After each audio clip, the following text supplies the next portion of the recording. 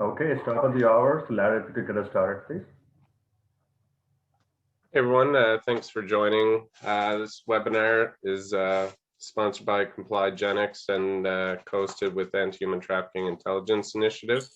This is our HT checkbox. It's not just a checkbox. Next slide, please. So today, Kevin Tyrrell, he's Assistant Special Agent in Charge with Department of Homeland Security. Also, Joann Alicea, she's a Senior Compliance Officer at JP Chase. Next slide. So my name is Larry Cameron. I'm currently Chief Information Security Officer at the Anti-Human Trafficking Intelligence Initiative. Now a little about us, we promote corporate social responsibility and economic social governance in financial institutions. Next slide. And the panelists, they'll give you a little brief rundown about themselves. Joann, do you want to go first?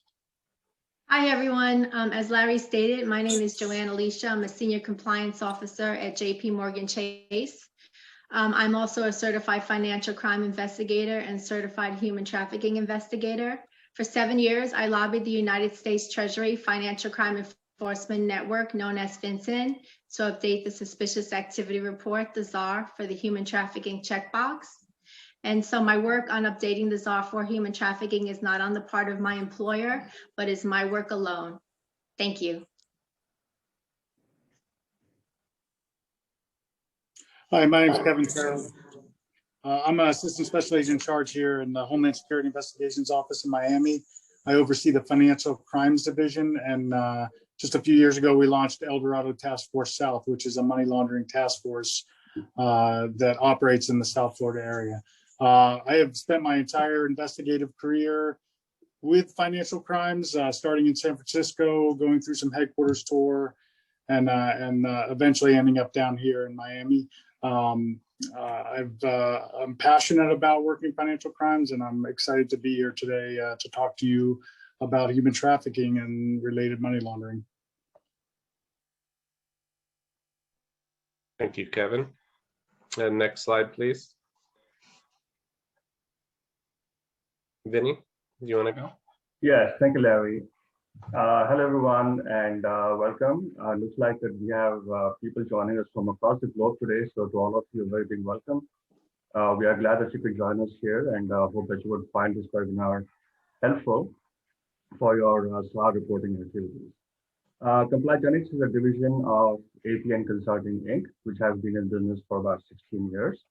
And while ATII Consulting Inc. provides world-class IT services, ComplyGenics is focused exclusively on financial crimes compliance services. We help financial institutions conduct business with confidence by strengthening their systems and processes that combat financial crime. And ComplyGenics also seeks to grow our shared knowledge through informative content like these webinars and some blogs and newsletters as well. And specific to financial crimes compliance, we offer advisory services, remediation services, technology consulting, and direct hire and contract resources for your internal projects. For more information about our services and to contact us, please visit www.compligenics.com. Thank you, Larry. Back to you. Thank you, Vinny. Next slide, please. So we're going to do a polling question. You got about 30 seconds to answer this. It should pop up on your screen. Now, have you previously used the SAR checkbox for human trafficking? And the answer is yes or no.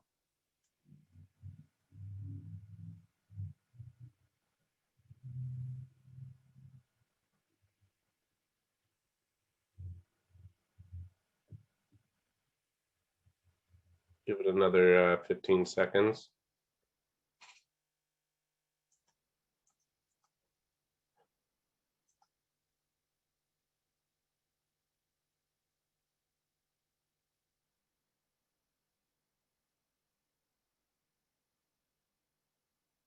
All right, so there's about 40% that said yes and 60% that said no.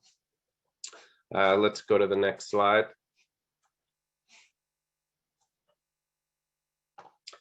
So this webinar is specifically about this checkbox. Now, when it comes to checking off the human trafficking box in your suspicious activity reports, it's important to properly categorize the nature of the suspicious activity. So improper categorization thwarts the efforts of law enforcement officials to effectively combat human trafficking crimes. Now, this informative webinar that provides a balanced perspective on the matter. So in this webinar, we'll be discussing what the regulators look for and how you can assist regulators by properly filling the reports. Next slide, please. So last year, there was a grand total of 15,814 SARS filed with the checkbox of 38H, checked for the human trafficking for the year 2020. Now this, it seems a little low. It's a little underutilized, and based on the polling question, about 40% of you have used this. So hopefully this webinar will help you. We'll get this number up. Next slide, please. So here's other suspicious activities. You'll see the human trafficking checkbox right there. It was added by FinCEN in 2018, so it hasn't been around that long.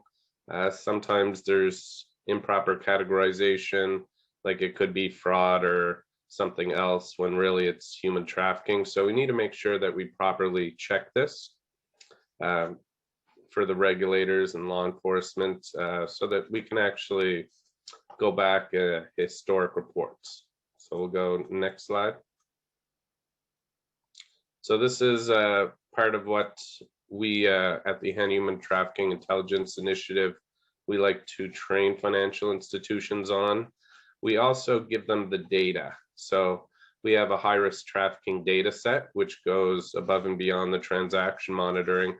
It allows you to match up your current customer base with different indicators. Could be a business name, email address, phone number, address, or even a website. So normally this gives you more context in a human trafficking investigation. It'll give you a red flag, which triggers an enhanced due diligence check, and it allows you to go through that account in a more fine-tooth comb. So you can actually get the context, fill out the SAR, and report it to, could be FinCEN in the US or FinTrack in Canada or law enforcement. Next slide. So how we do this, we create this data set. We perform a lot of data collection on illicit sites that are selling sexual services. Again, we get the name, the city, states, could be height, weights, hair color, eye color, ethnicity, measurements, phone, email, website, or a bunch of other indicators. Next slide. So what we also do after the fact, we run this data through entity resolution. So what entity resolution does, it tries to pull out the businesses that are involved in trafficking. So we do matches on multiple points. It could be the name of the business, the phone number, the email address, the website, the address. Multiple matches will allow us to kind of see the businesses that are involved in trafficking related activities. Next slide, please. We don't just stop there. We run that sanitized data and clean data through other data sets. Could be sanctions data, watch lists, politically exposed persons, Dow Jones or other corporate entity information, massage providers, even Panama Papers. So we look for other evidence. So sometimes you can't prosecute someone for human trafficking. You can get them for fraud or money laundering.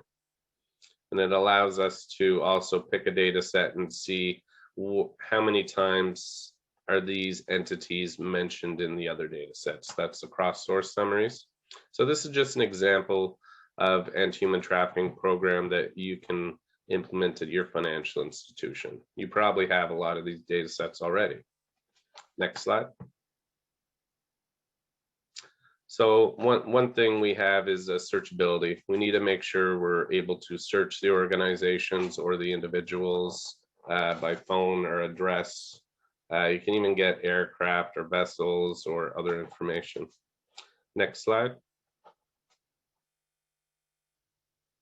What else we can do when we click on the investigate button, we can start the mapping out. So we can map out the business entity. This allows us to see which business, where you got the hits.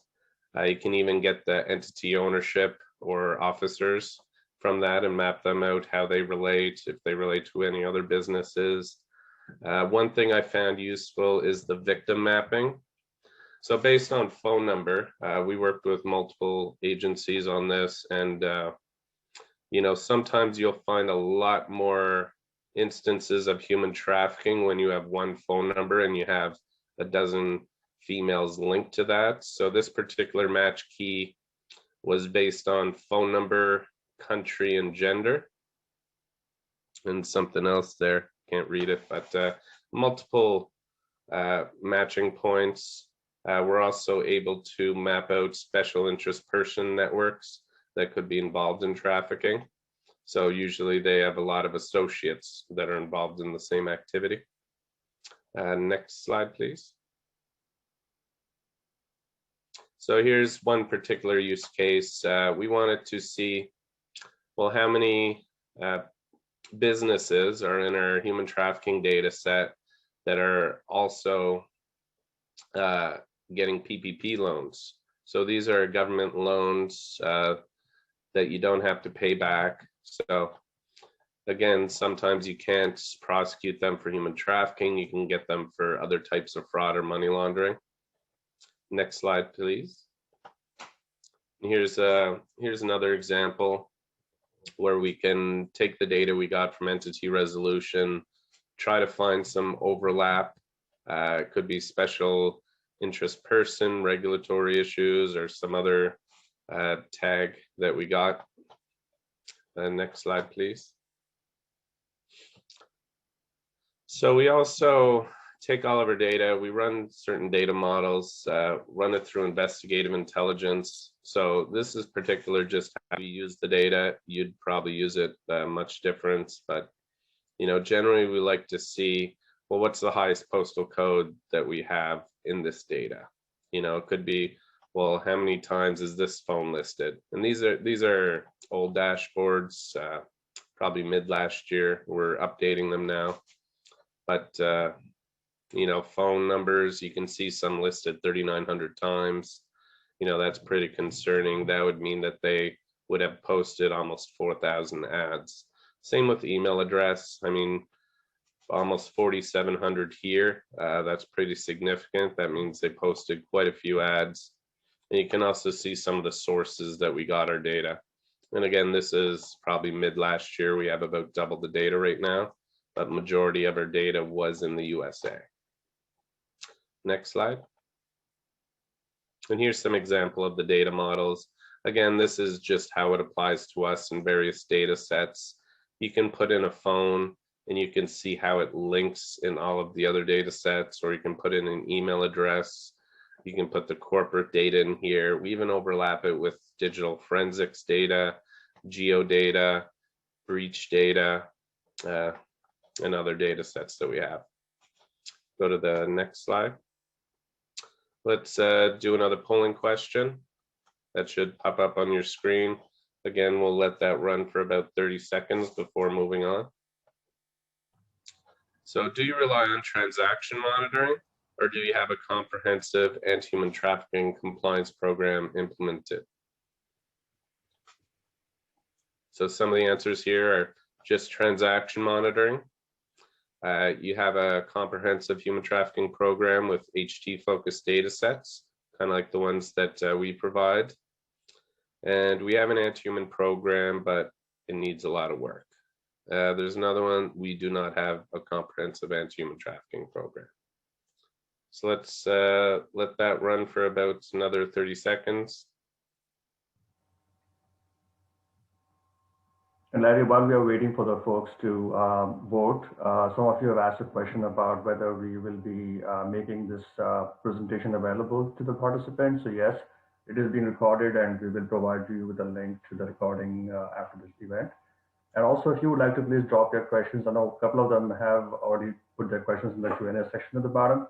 We will try to attempt to answer these during the webinar, or if we cannot get to the questions immediately, we will follow up with you after the webinar. So thank you. So so at the Anti-Human Trafficking Intelligence Initiative, I see one of the questions here. Would love to know what was the impact of the rise of cryptocurrency on HT trends. Now, you know, it's so Backpage, that was a major one, but we find that most of the cryptocurrency addresses that we come across, we have several 100,000, but you know, they're mostly related to the sale of CSAM, child sexual abuse material. Not so much adults. We found a few sites that are paying for ads. Bitcoin, as you know, it's not anonymous, so we use this information in order to do blockchain forensics. We trace the funds. We're able to get KYC data. You know, Bitcoin's a public ledger, so it's just like having all your banks with open ledgers, so you know who they're transferring to. So it's much easier to investigate, I would say. Now we got the results of the poll. Majority, 64% use transaction monitoring. 10% have a comprehensive program. Very good for you. You know, there's 12% that need a lot of work and 14 that do not. So my suggestions for you, reach out to us at ATII. We can assist you with that. We have red flag typologies. We have a data set. We have comprehensive training, and we can assist you with implementing an anti-human trafficking program. Next slide, please. Joann, this is you. Hi again, everyone, and welcome. As I stated, I worked for 7 years to update the FinCEN's-R checkbox for human trafficking through Congress, through social media, and through published articles, of which one of my articles was published by FinCEN in the 23rd edition of the czar Activity Review, Trends, Tips, and Issues, entitled A FinCEN-R Checkbox for Human Trafficking by Joann Alicea. Next slide. What is it about human trafficking that we as financial crime investigators should be concerned about this horrific crime? Well, human trafficking is modern day slavery and involves the use of force, fraud, or coercion to obtain some type of labor or commercial sex act. The action or practice of illegally transporting people from one country or area to another, typically for the purposes of forced labor or sexual exploitation. Next slide. Human trafficking has become the second largest criminal enterprise and is the fastest growing criminal industry in the world. It is estimated that 45.8 million people are currently enslaved worldwide, 58% living in slavery on the 5 countries of India, China, Pakistan, Bangladesh, and Uzbekistan. Next slide. Human trafficking is a form of modern day slavery where people profit from the control and exploitation of others. The crime of human trafficking is big business and yields an estimated 32 to 150 billion in illicit profits each year. So all the more it tells us that our work is really important in following the money for human trafficking. Human trafficking is a market-based economy that exists on the principle of supply and demand. So if there's no demand, there's no need for a supply. So that's why you hear so much information about the arrest of folks who are trying to buy humans in the global sex trade. Next slide. Approximately 55% of American girls living on the streets engage in the commercial sex trade. 2 million children are bought and sold in the global commercial sex trade annually. Human trafficking has passed the illegal arms sales in the global black market trade. Next slide. 100,000 a year is the number of minors induced into the sex trade industry. 13 years of age is the average age of induction into the commercial sex trade. 200,000 a year is the potential income a pimp trafficker can generate from just one boy or girl child. 90,000 is the number of children expected to have been smuggled from Guatemala, Honduras, El Salvador into the United States in 2014. So you know that's a hot topic this day is the United States border and all the human trafficking, human smuggling, and profits that the cartels are making and the smugglers are generating from smuggling children and women across the border. Next slide, please. It is a common practice to barcode or tattoo victims as commodities for purchase. So you hear a lot of survivors of human trafficking talk about how they've been tattooed by their traffickers to show ownership in slavery for human trafficking. And there's actually a website called the Slave Register where there was 541,000 registered numbers issued. So human trafficking, as you can see, is modern day slavery, and it affects every corner of the country, 365 days of the year. Next slide. The International Labor Organization estimates that women and girls represent the largest share of forced labor victims, with 11.4 million trafficked victims, 55% compared to 9.5 million, 45% of men. The National Human Trafficking Hotline receives more calls from Texas than any other state in the US. 15% of those calls are from the Dallas-Fort Worth area. So what do we know about Texas? Texas is a border state, and Texas borders Mexico. So you can see, and I live in Texas, so you can see that we have a lot of human trafficking, human smuggling going on in this state. Next slide. According to the United States State Department, 600,000 to 800,000 people are trafficked across international borders every year, of which 80% are female and half are children. Globally, the average cost of a slave is $90. Between 14,500 and 17,500 people are trafficked into the United States each year. Next slide. So this is a story, a real life story of a New York teenager by the name of Brittany Drexel. She was just going about her young life, and she decided in 2009 that she wanted to go to spring break from New York into Myrtle Beach, South Carolina, without her parents' permission. So her parents did not know that Brittany went on spring break in South Carolina. But what happened to Brittany is really horrific because she unfortunately got into a human trafficking situation. So what we know is the trafficker Deshaun managed to get Brittany from where he met her in Myrtle Beach. He trafficked her to McLennanville, where he showed her off and introduced her to some other of his quote friends, where they ended up tricking Brittany into a human trafficking situation. And from the reports from informants in the jail, what we know is that Brittany was kept in a house against her will, sold into sex trafficking actually, and she ran out of the house trying to escape. And then Deshaun came out and he pistol whipped her, and then they forced her back into the house.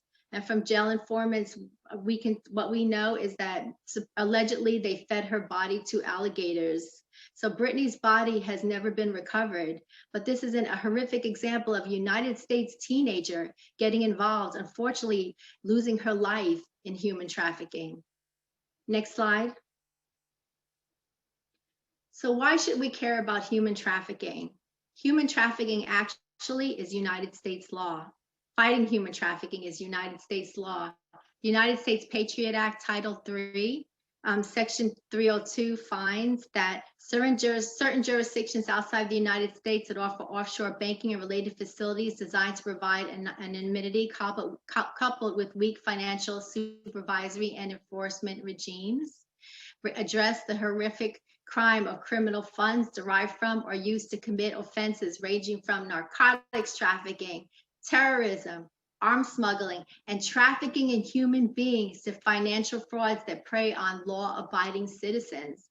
So there we have the United States Patriot Act. It actually addresses trafficking in persons. Next slide.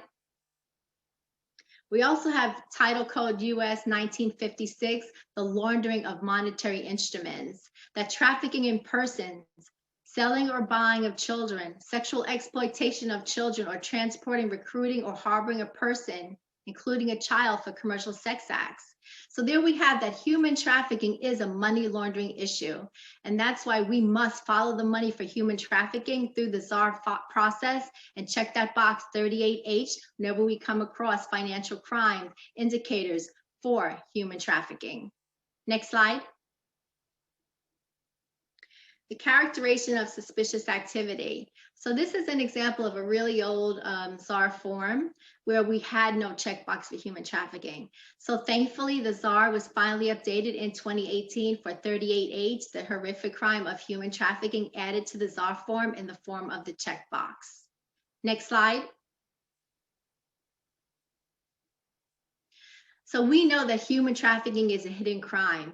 And the education and awareness of human trafficking is very important, because as financial crime investigators, if we're not educated to the red flag indicators for human trafficking, we could easily miss it.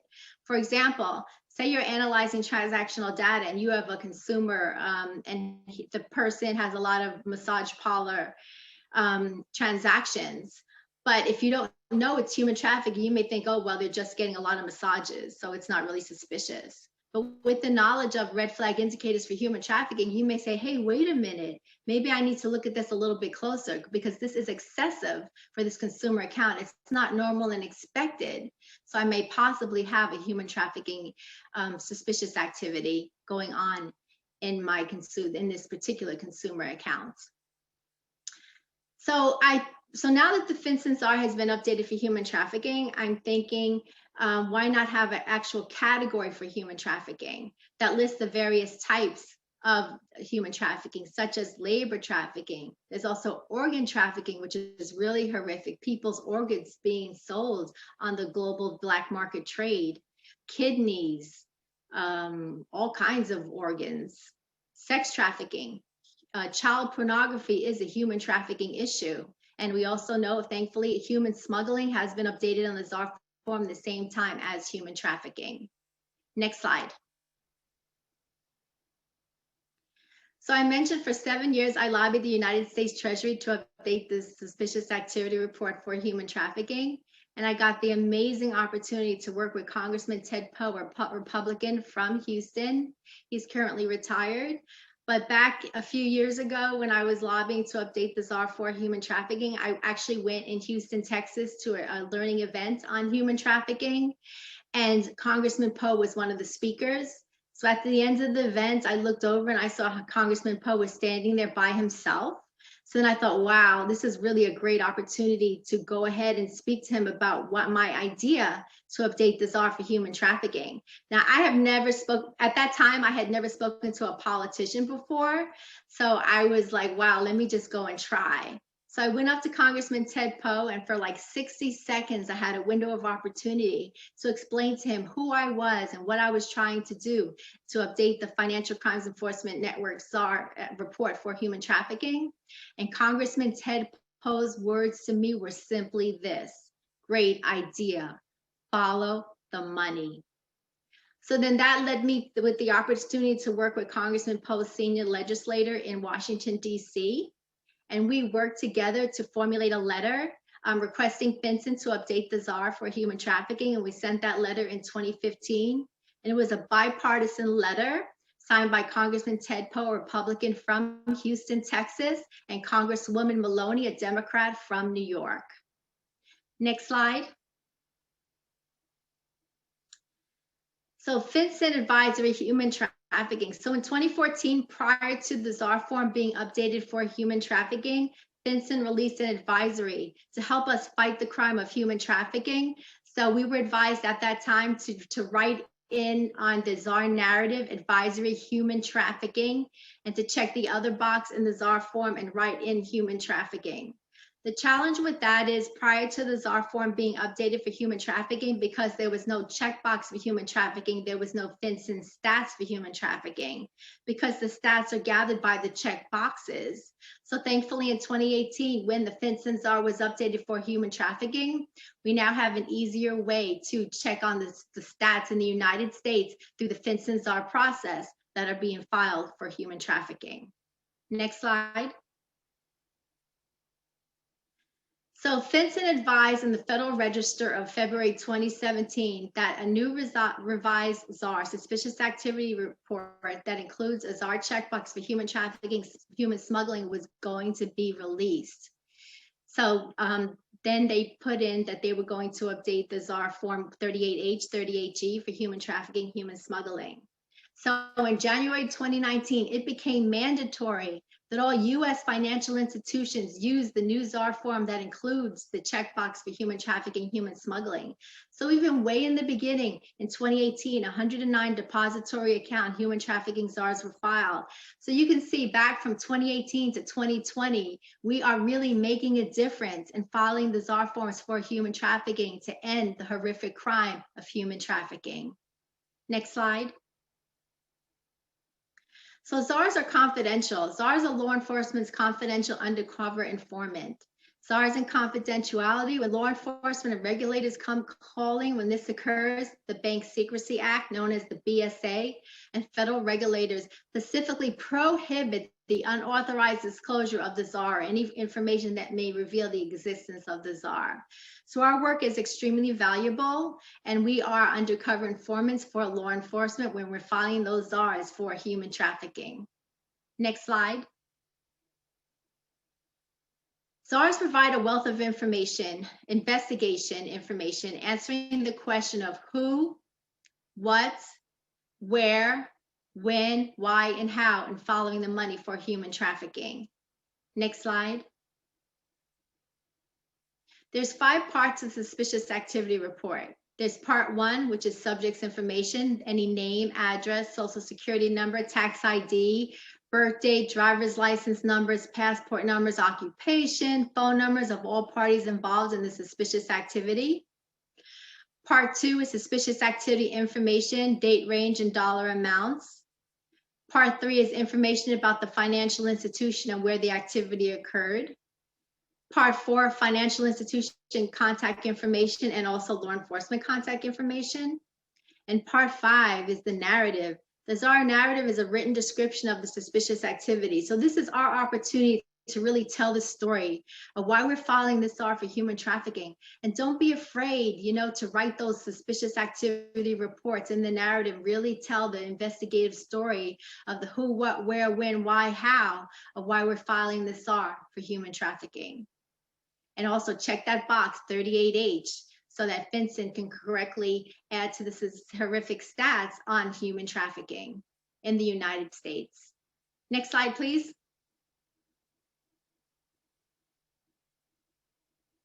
The U.S. State Department Trafficking in Persons Report, known as the TIP report, is released every June. And what they do is they tier rate countries, tier 1, tier 2, tier 3, for their fight in fighting human trafficking. So for example, the United States is tier 1. We're a high rating country. So tier 1 is the highest, tier 3 is the lowest. So the US is tier 1, but that does not mean we don't have human trafficking. It just means that the United States is actively engaged in fighting human trafficking. So the example I have here is from 2019 TIP report tier 3, and these countries are not state parties to the protocol to prevent, suppress, and punish trafficking in persons, especially women and children, supplementing the United States Convention Against Transnational Organized Crime. So I wanted to really shine a light on the United States Department of State Trafficking in Persons report. And the reason is really specifically is the tier rating of the countries. So suppose you get a wire from Syria and you're suspicious regarding it, but you really don't know much about the country. But maybe perhaps you have other red flag indicators that may lead you to think that this may be possibly related to global human trafficking, maybe sex trafficking.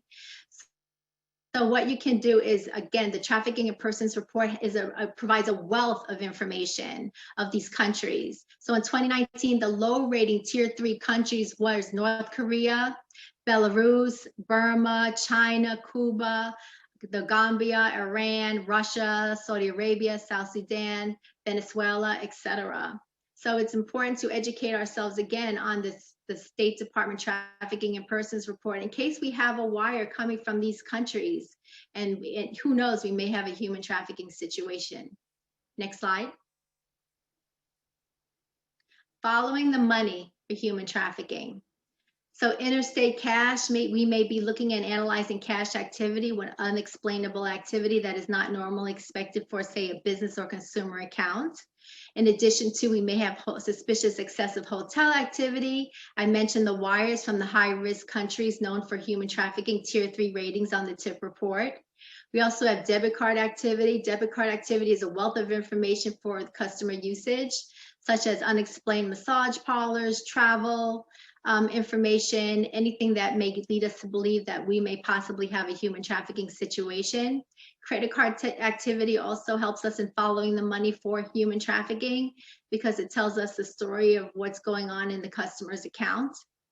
External online searches for suspicious phone numbers for human trafficking. I cannot tell you how many times I have built a human trafficking case simply by an external web search for phone numbers and also suspicious addresses for human trafficking.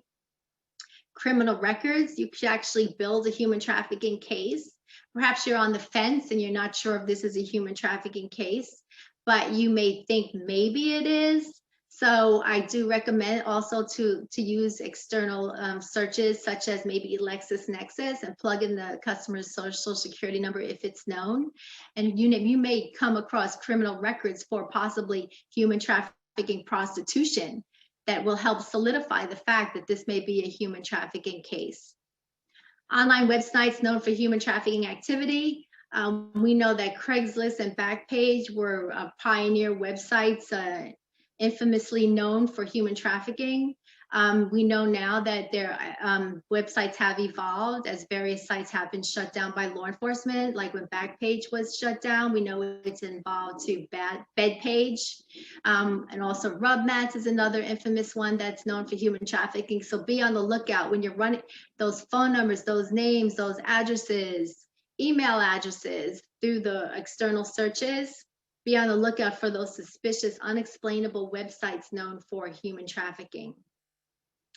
Transportation activity, airlines, car rentals, Greyhound bus, trains, car service, and Uber, car ride services. Unexplainable activity, accessible activity in those areas, it could be a human trafficking case. Shell companies, massage parlors, nail salons.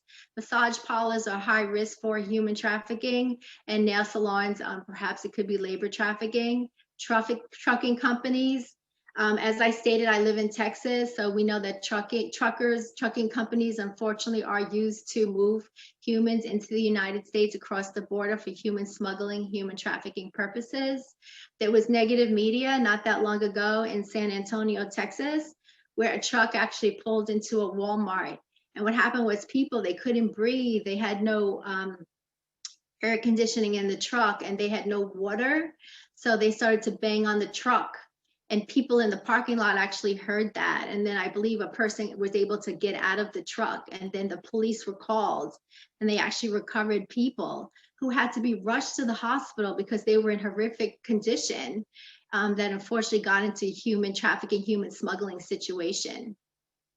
I mentioned again, as I just quoted, negative media. You could run a customer's name and lo and behold, perhaps they were previously arrested or engaged in criminal activity for human trafficking. IP addresses, if you have customers that are using online services, perhaps there's suspicious activity, unexplainable activity from websites from various countries.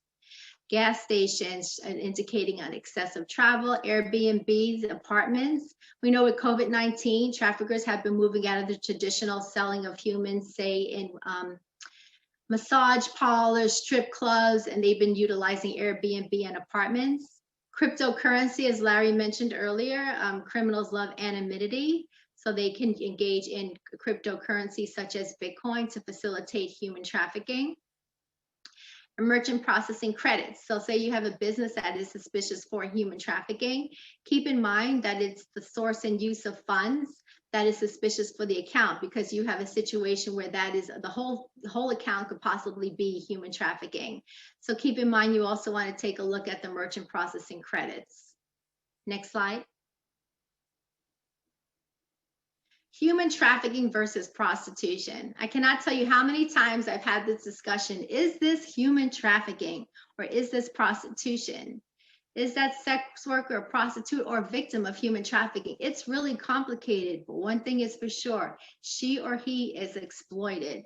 So it's a fine line. There's a broad expanse of gray where the line between choice and force between the sex industry and human trafficking is indistinguishable. Next slide. There are those individuals who choose prostitution as a means of income, but are controlled and threatened by a pimp. There are minors who sell themselves by choice, but are technically classified as human trafficking victims because of their age. And there are others who on the outside appear to be willing prostitutes, but are actually paying off a debt to a brothel, sometimes understanding and even agreeing to the debt repayment structure. So labels in these scenarios are nothing less than complicated and oftentimes vary according to the local law. But it's important to understand that while sexual exploitation plays a role in each phase along the continuum, it shows up in different degrees. So my recommendation, if you come across a suspicious trend and you think, well, I'm not sure, is this human trafficking or is this prostitution?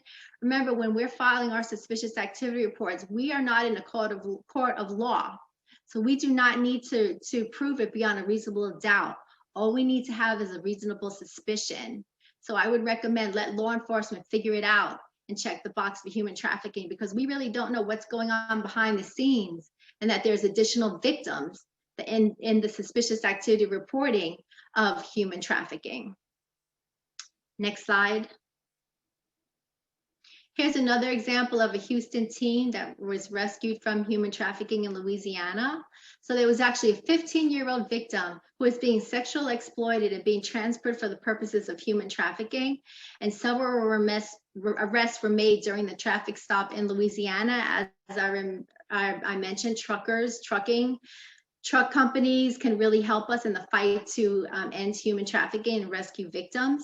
So Houston has become a considered hub for human trafficking within the United States Department for Health and Human Services, as they estimate that 50,000 people are smuggled in Texas from around the world every year. And as we know, a human smuggling situation can turn into a human trafficking situation. Next slide.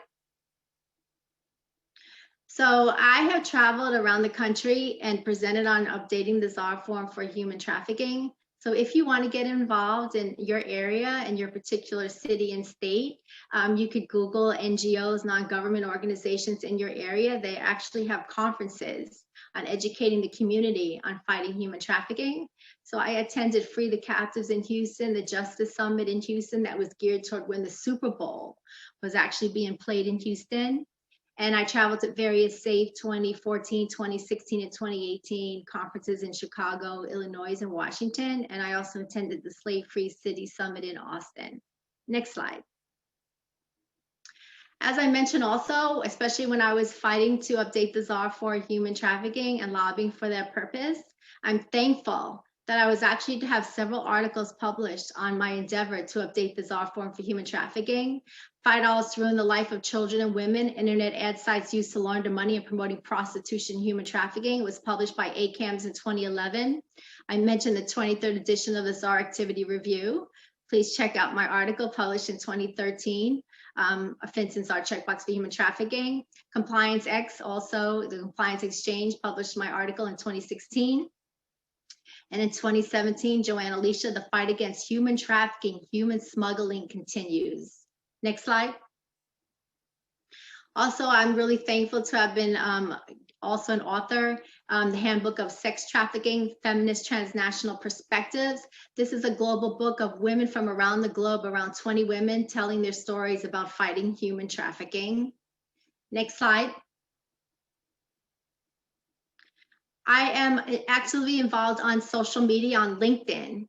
We have a group that's called Human Trafficking Investigators that I partner with law enforcement So we post daily articles on human trafficking investigations around the globe. So we have over 2,000 human trafficking investigators from all parts of the world, from all different types of walks of life, from all different professions, from politicians, law enforcement, financial crimes investigators, activists, moms, citizens, everyone who wants to get engaged in fighting human trafficking. So if you're interested, check us out on LinkedIn. You could submit a request to join the group. Again, human trafficking investigators. Next slide. We fight human trafficking. Human trafficking is an ugly crime. It strips innocent children, women, and men of their dignity and forces them to perform atrocious acts that do great physical, psychological, and relational damage. Let's all get involved to end it by following the money for human trafficking through the FinCENSAR process. And when we have human trafficking suspicious activity, remember to check the box 38H for human trafficking. Next slide. Now I wanted to share a video called Nefarious Merchant of Souls that's available on YouTube about the global human trafficking sex trade.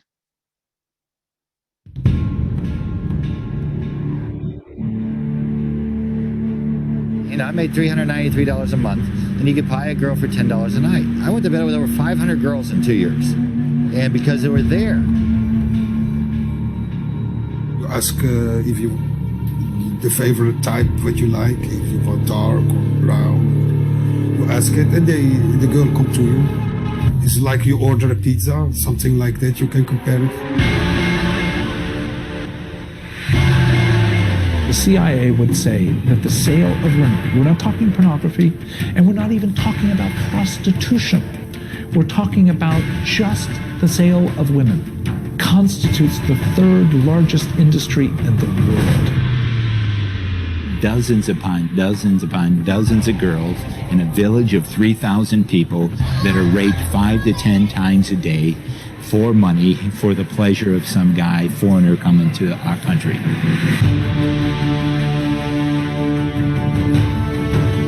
If they kill her, if they harm her, they don't care. They do it with a blink of an eye. Just like that. Patru ochi. Peste loc mă uit sau mă stăr mai mult între lume să mă țin, de timp eu am impresia că mă urmărești, eu chiar că stau aici, eu tot timp stau cu frică că ei să nu găsească. I can tell you this, that I can't get the pictures of those girls' faces out of my mind still today, and I don't imagine that I ever will.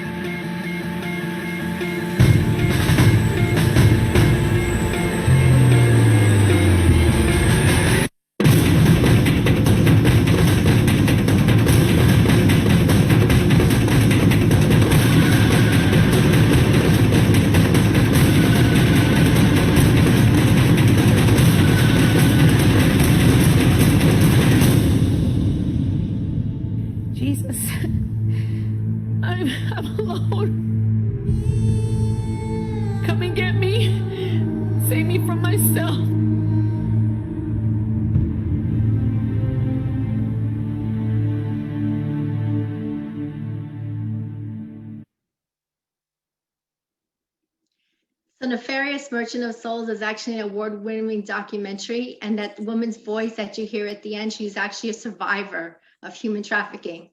So here's my contact information if you'd like to reach out to me. And now I will turn this over to Kevin. Thank you all.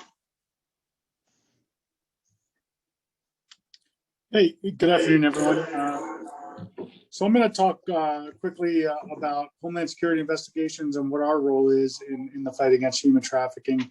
For those of you who aren't aware, Homeland Security Investigations was created after 9/11. They took the investigative arm of U.S. Customs Service and the investigative arm of Immigration and Naturalization Service and formed them together to become Homeland Security Investigations under U.S. Immigration and Customs Enforcement. Next slide, please. So we investigate a vast array of criminal activity.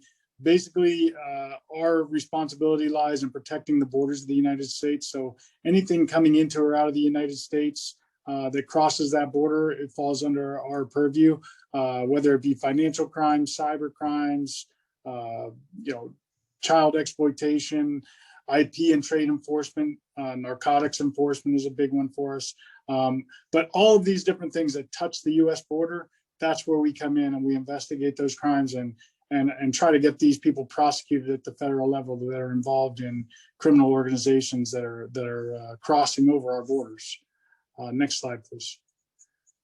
As you can imagine, the majority of the crimes, pretty much every case that we investigate has a financial nexus. So we are looking to identify the flow of funds and shut down these organizations, whether it be narcotics trafficking organizations, human trafficking, human smuggling, customs fraud, you name it. We're looking at those financial flows. We took the same approach to many different investigative areas as we did with the illicit narcotics trade. So the best way to shut down a narco trafficking organization is to follow the money, take their funds, take their assets, and basically shut off their ability to continue their criminal enterprise. So we try to do that with all the different types of investigations that we do, and I think we're getting better and better at it. Homeland Security Investigations, or HSI, has a great reputation for following the money, and I think we're going to continue to make great strides. We really are uniquely positioned between having all the access to the trade data, to the travel data, to FinCEN data. It really puts us in a good position to be able to disrupt and dismantle these organizations. Next slide, please. So, I bring up there is a difference in the federal law between human smuggling and human trafficking. And I bring it up because of that difference, you're going to see a difference in the way money flows as well. So human smuggling is service for a fee. There's a violation against the border. It's somebody that's trying to come here to start a new life in the United States. They aren't necessarily trafficked, but unfortunately, a lot of human smuggling ventures turn into human trafficking ventures. In a human trafficking organization, the fee never ends. It's a violation against that poor person. As Joann mentioned earlier, the use of force, fraud, or coercion. And in some cases, the individual doesn't have to be moved anywhere. So minors that are trafficked in the sex trafficking industry, we don't even have to see movement from one state to another. We can charge somebody with human trafficking at the federal level if it's a minor that's being forced into a sexual act.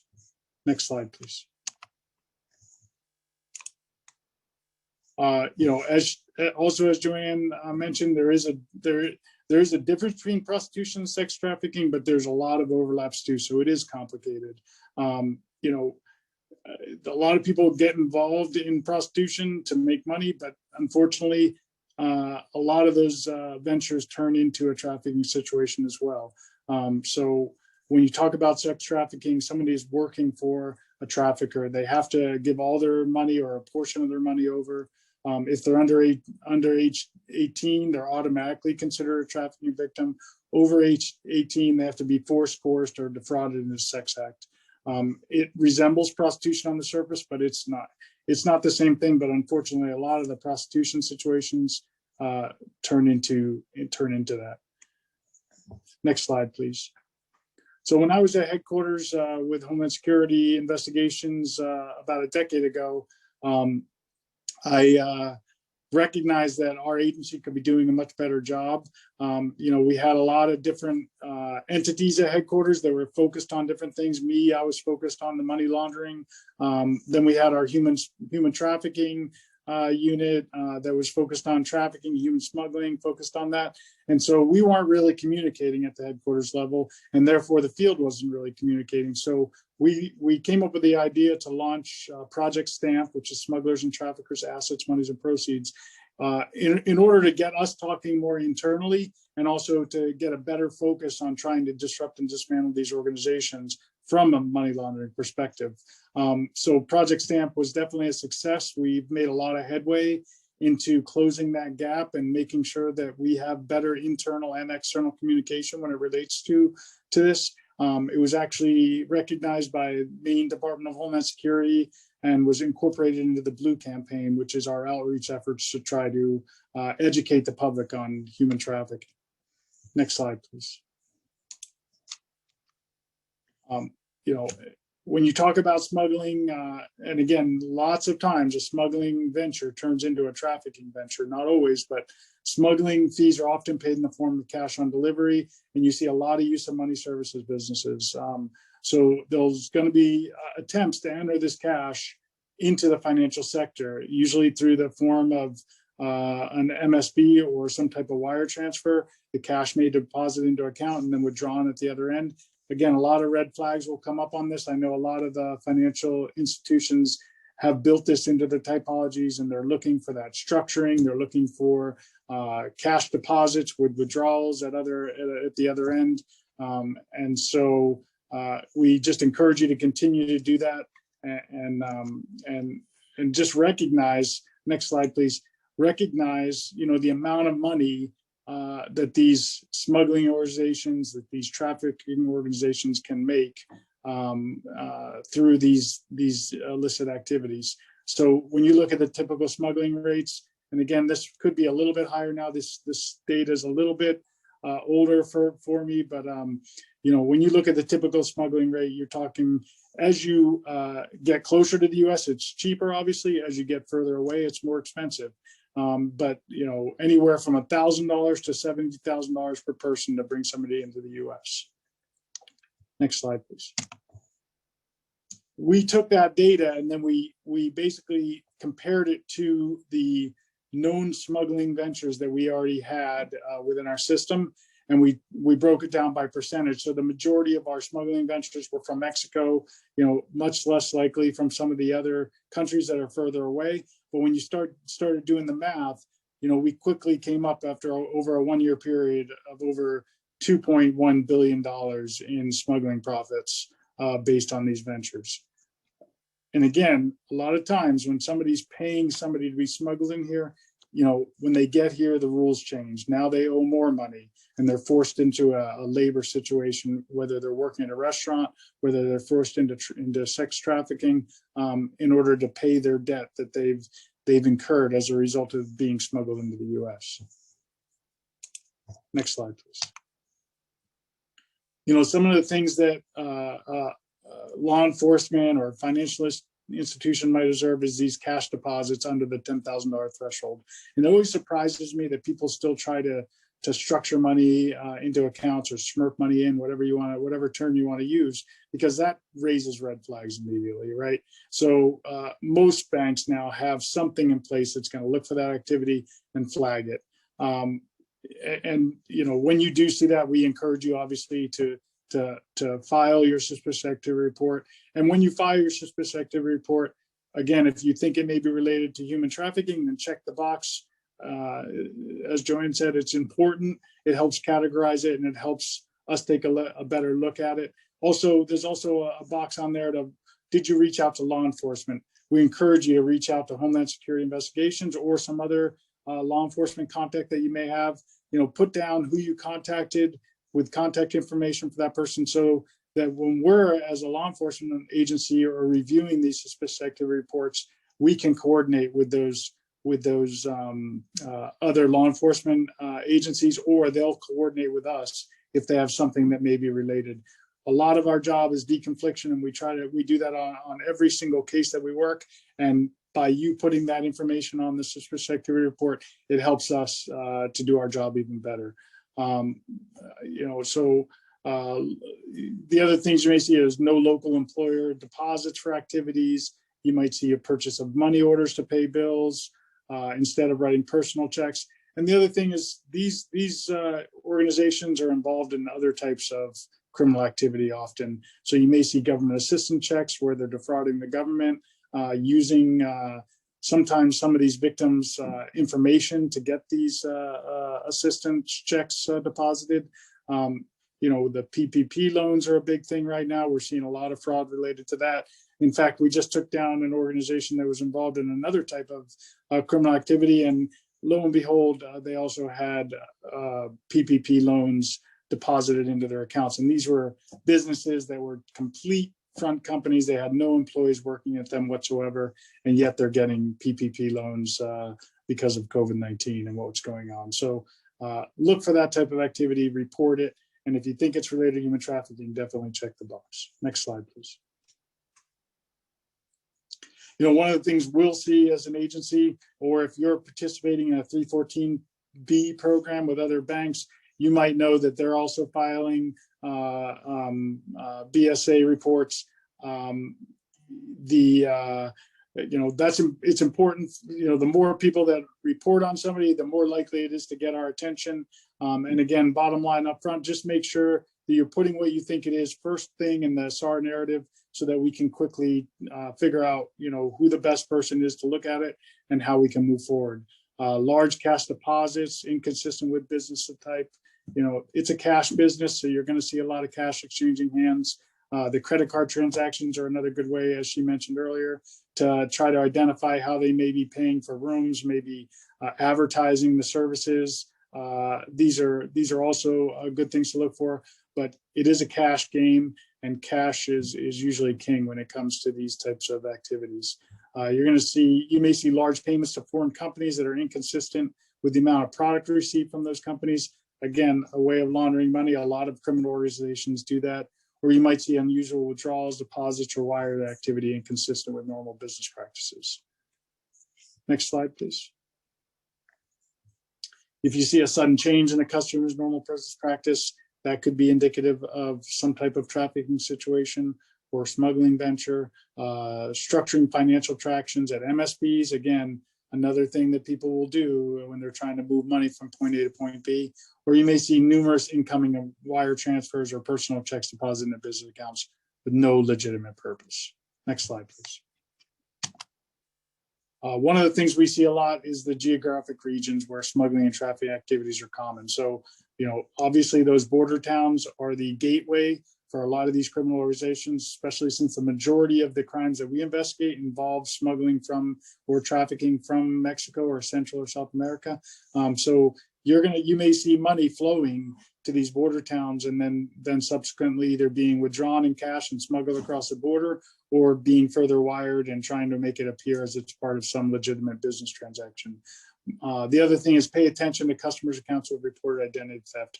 Again, a lot of these rings use stolen identities, whether it's the victim's identities or somebody else's. They are entrepreneurs and looking for ways to steal as much money as they can. So those types of activities could be indicative that it's part of a bigger trafficking organization or smuggling organization.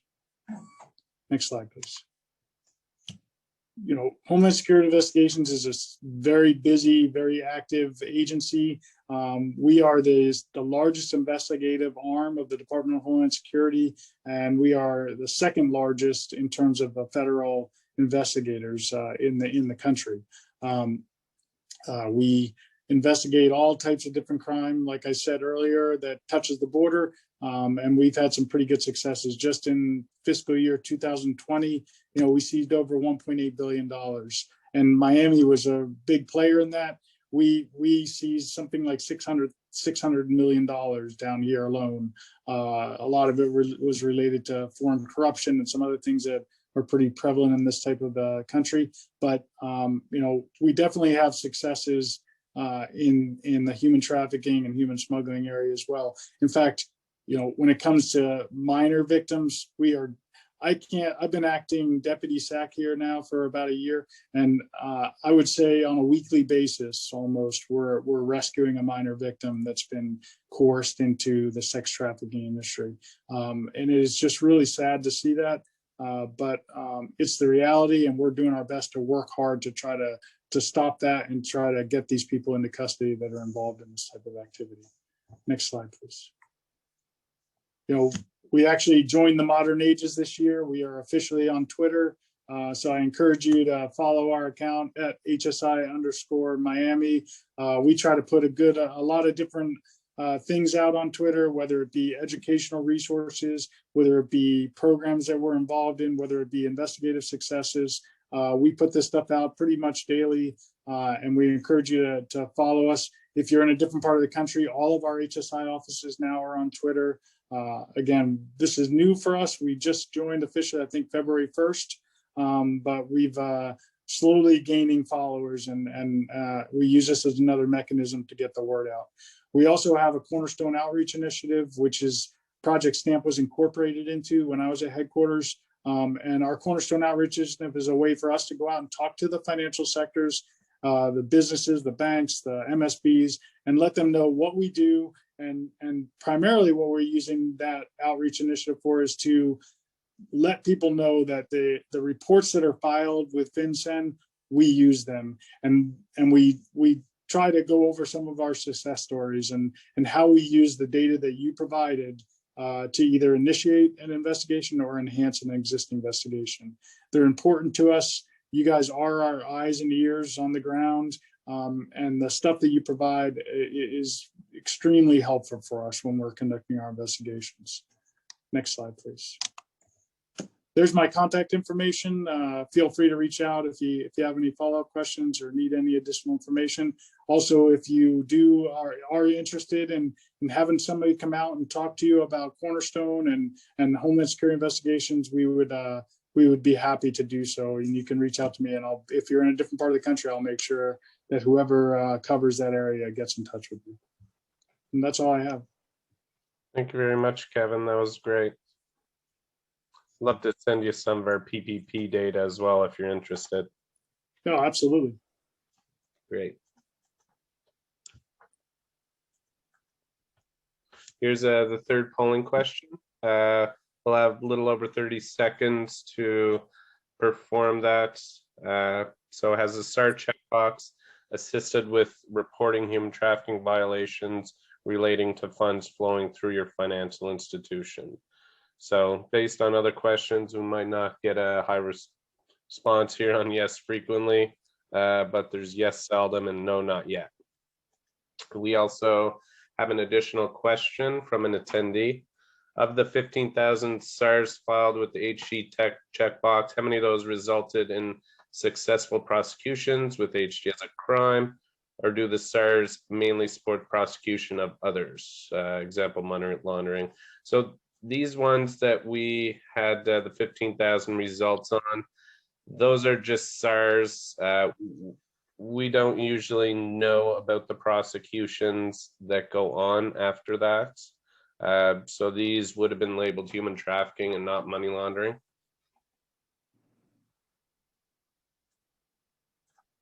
So the results are back. So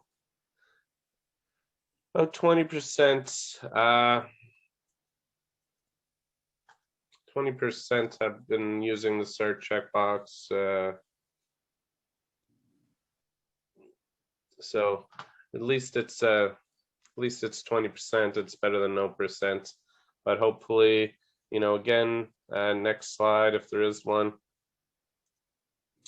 Hopefully you guys get in touch. Today's presentation we provided with an example of anti-human trafficking program integration, including data sets.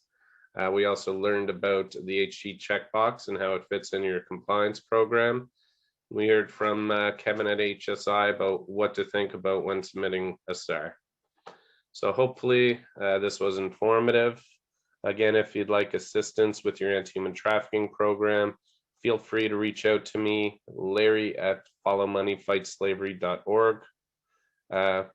You can also contact ComplyGenics and they'll get you in touch with me.